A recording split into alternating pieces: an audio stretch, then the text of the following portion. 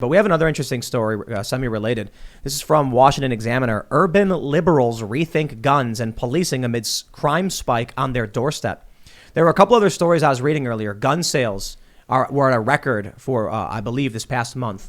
It's the second highest year following last year. So we got this. They say ABC News Ipsos poll published earlier in the week found that 36% of voters approve of Biden's handling of crime, while 61% disapprove. On gun violence, 66% of voters disapprove of Biden's performance, with 32% approving.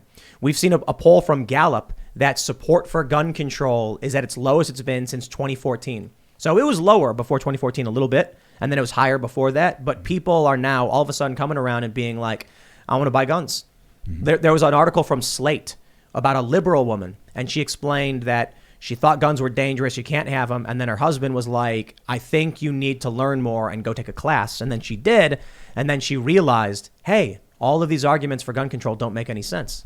Yeah, and the number of people getting involved with firearms and learning about guns has peaked an all-time high. In the beginning of COVID, I still remember there was a need for classes, and there was no classes available for people to even be taught basic gun safety or even how to handle their firearms, to the point where I was like, okay, I'm going to create my own classes. I ran my own classes in New Hampshire, literally working with a Special Forces Green Beret, teaching people proper ways to handle a firearm, proper ways to use a firearm, because if you have something like that, you have a tool that you need to know how to use. It's like, I think it's akin to a fire extinguisher, and that's how many people are seeing it. Like, if you have a fire extinguisher, why do you need one if you have the fire department? Well, obviously, the fire department takes a while to get to your house. So this doesn't surprise me, especially with the levels of criminality that has been increasing all throughout the United States. Obviously, people are going to want to arm themselves, defend themselves, and have something that is akin to a fire extinguisher during a fire, because there's a lot of fires going around, to say the least.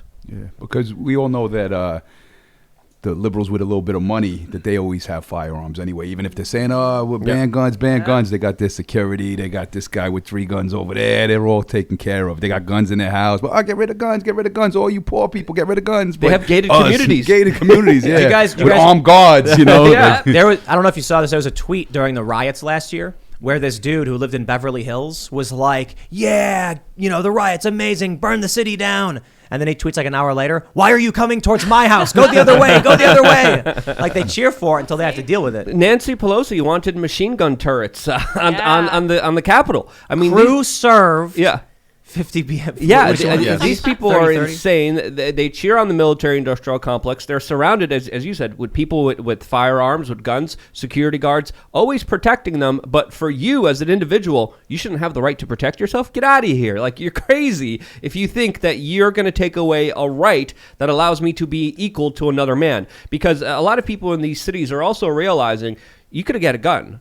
No matter what the laws are, criminals are always going to have a way to get guns, especially in America. So if the criminals could have guns, why can't legally, law-abiding citizens have guns as well? Only rich people should have guns. And well-connected politicians, well, that's, like in Maryland and New Jersey. We laugh about that, but there's policies on the books, especially with the machine gun rules, that only allow rich people to have certain firearms, where poor people are exempt from having it because of the restrictions and taxes that the government has put on them. That makes it almost impossible for people to have machine guns. Oh, bro, the cost of machine guns. What are they? What maybe you can get one for like 15,000 or 30,000. If you're very lucky, and that thing probably falling apart and not in good condition. Pre-84, I mean, they're tens of thousands of dollars, and then people were able to buy them before without any kind of major issues or problems. The most amount of machine gun ownership is per capita in New Hampshire.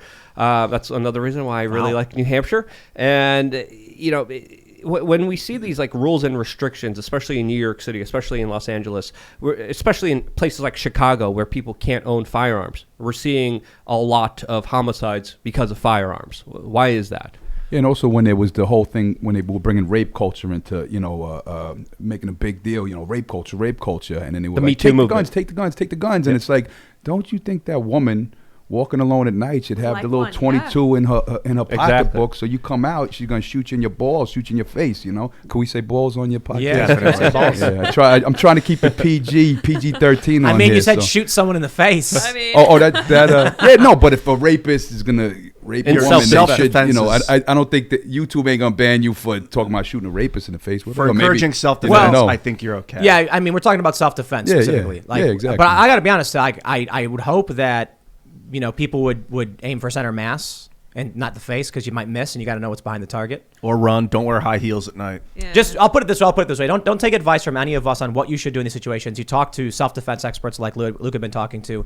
It's easy for us to be like, oh, you should take your gun, and no, and like a woman in the situation is going to have particular self-defense techniques she's going to use. I think a gun is one of those tools, especially. But it shouldn't be illegal for her. If that's what she feels safe with, she shouldn't not be allowed to carry it. That's what I'm saying. Also, they shouldn't tell her, no, you can't carry that's what they do. a little weapon in your purse in case, In Chicago, it's almost impossible for a regular person to have a gun, but all the politicians got them. They got guns themselves, and they got bodyguards. That's how it works. Yep. Yeah. And it's absolutely insane. I mean, if you do have a firearm, especially at like a lot of these people in these cities do, you need to get training.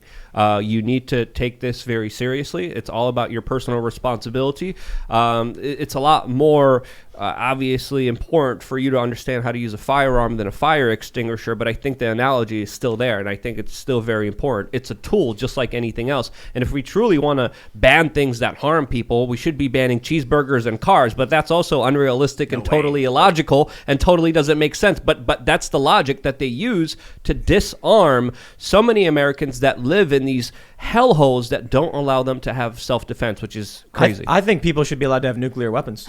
Yeah. I was thinking Nuclear yesterday, arms. do you think people should be allowed to have flying cars that can drop nuclear gravity bombs? Everyone? Yeah, I don't know anything about. Well, flying Maybe cars we is should know about different. that.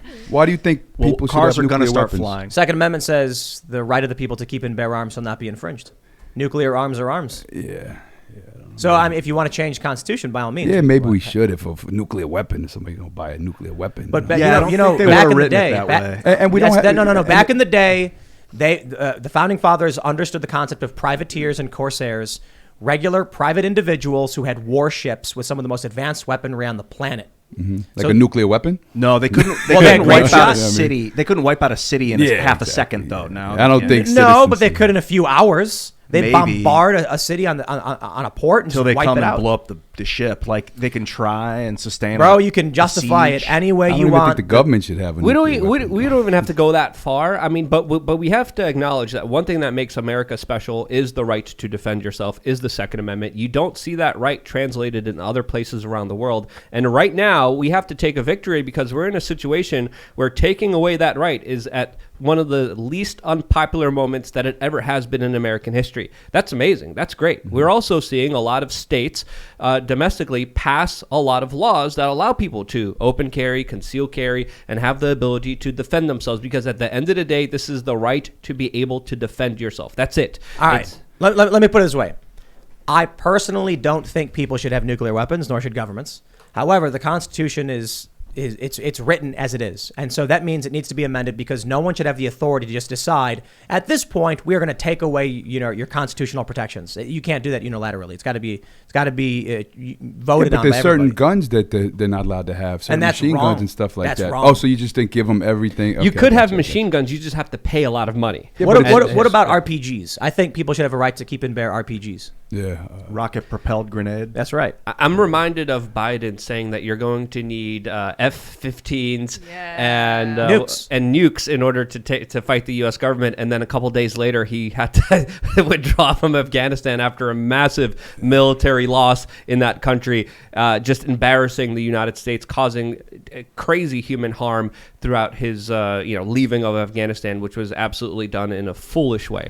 The issue I see with the erosion of the Second Amendment, one day some politicians came up and said, well, certainly they couldn't have banned this weapon. And now we're at the point where Democrats have literally advocated banning all semi-automatic weapons. Yeah. That would be like your standard Glock 17. They want to ban that. But the cops can have it. And at that point, you're literally taking away the right to keep and bear arms. If you let them erode it, they will keep doing it.